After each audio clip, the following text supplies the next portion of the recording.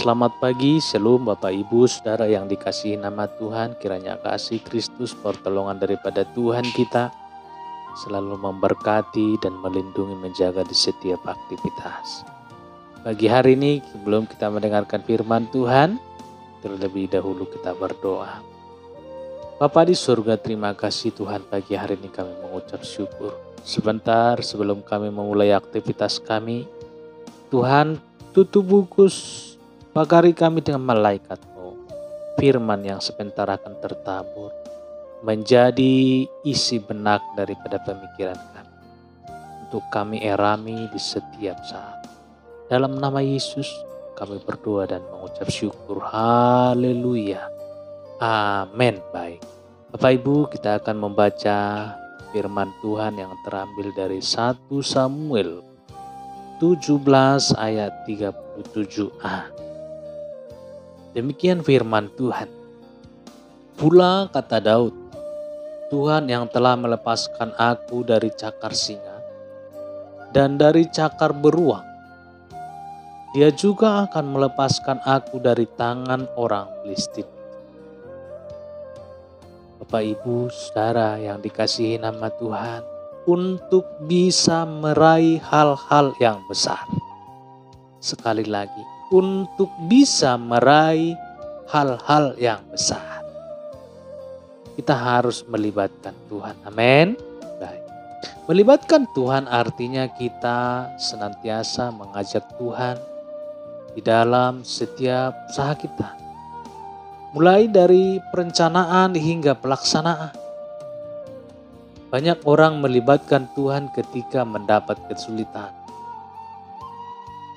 Pada saat menghadapi masalah berat dan jalannya buntu, baru minta Tuhan turun tangan.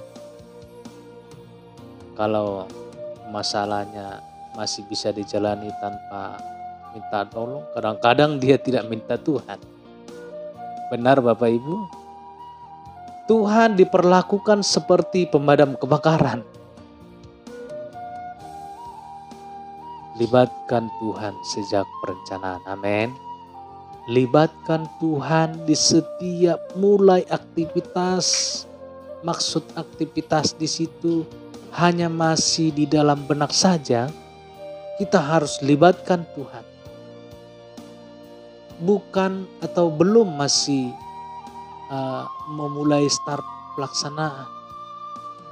Dan masih sebelum memikirkan juga kita harus libatkan Tuhan. Amin. Lihat perjalanan Daud. Sejak menjadi gembala ternak hingga menghadapi Goliat. Dari ayat renungan kita hari ini, Daud menceritakan bahwa ia selalu melibatkan Tuhan. Dari soal kecil, sederhana, hingga perkara hidup dan mati. Sampai kepada perkara hidup mati. Bahkan setelah menjadi raja pun Daud terus melibatkan Tuhan. Amin. Peperangan demi peperangan selalu memenangkannya. Itulah sebabnya Daud menjadi raja yang masyhur, yang populer di mata rakyatnya. Bahkan hingga kini nama Daud melegenda di hati bangsa Israel. Puji Tuhan. Beberapa tahun yang lalu bangsa Israel yang berdiaspora tersebar ke seluruh dunia merayakan hari ulang tahun Daud yang ke-3000. Luar biasa bukan? Mengapa harus melibatkan Tuhan? Sekali lagi, mengapa harus melibatkan Tuhan? Alkitab menggambarkan Tuhan sebagai yang maha kuasa.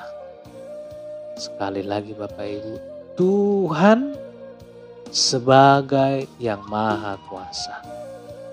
Yang maha kuasa.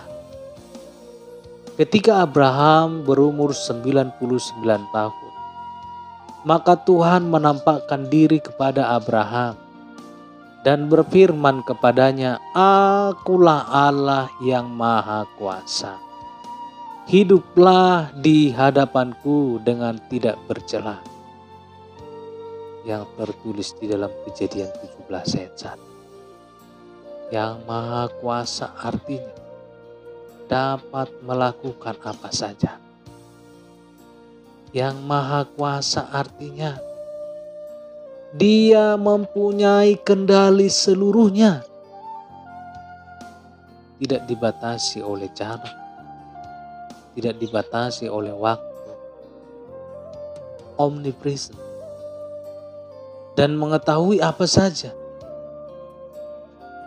Tuhan kita adalah pribadi yang present atau luar biasa. Tuhan kita adalah pribadi yang sangat luar biasa. Kuasanya tidak pernah lekang oleh panas dan lapuk oleh hujan. Kuasanya tidak berubah, tetap sama dahulu, sekarang, untuk selama-lamanya. Jaminan bagi setiap kita orang yang percaya untuk berpikir besar, merencanakan perkara-perkara besar, hingga meraih hal-hal yang besar. Bahkan janji Tuhan bahwa perbuatan-perbuatan yang ajaib yang Dia lakukan, kita bisa melakukan juga, bahkan jauh lebih besar. Simak perkataan Tuhan Yesus berikut ini, yang terambil dalam Yohanes 14 ayat 12. Aku berkata kepadamu, sesungguhnya barang siapa percaya kepadaku, ia akan melakukan juga perkara atau melakukan juga pekerjaan-pekerjaan yang aku lakukan. Bahkan pekerjaan-pekerjaan yang lebih besar daripada aku. Bahkan juga pekerjaan-pekerjaan yang lebih besar daripada itu. Sebab aku pergi kepada Bapa. Bapak Ibu Saudaraku yang dikasih nama Tuhan, sekaranglah waktunya untuk berpikir besar. Merencanakan hal-hal yang besar. Mendoakan rencana-rencana yang besar. Dan mengerjakan perbuatan-perbuatan yang besar. Semakin kita, semasa kita masih hidup, hiduplah. Semasa kita masih hidup, kesempatan melakukan perkara-perkara besar. Amin. Bukan nanti, bukan di kemudian. Karena hidup ini singkat. Kita tidak bisa melakukan apapun di dunia orang mati. Amin.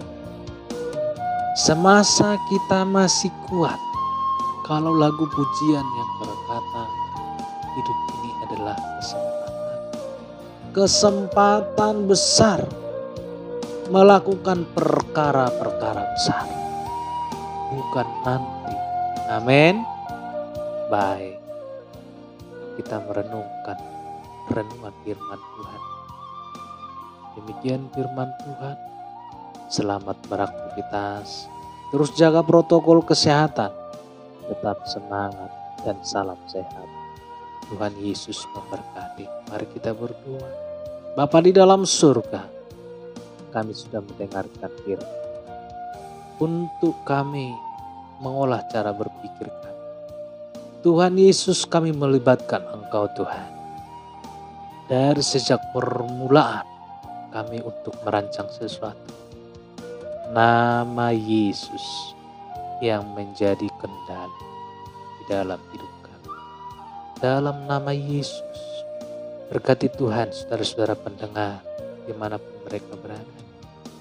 Yang lemah Engkau kuatkan, yang sakit yang Engkau sembuhkan.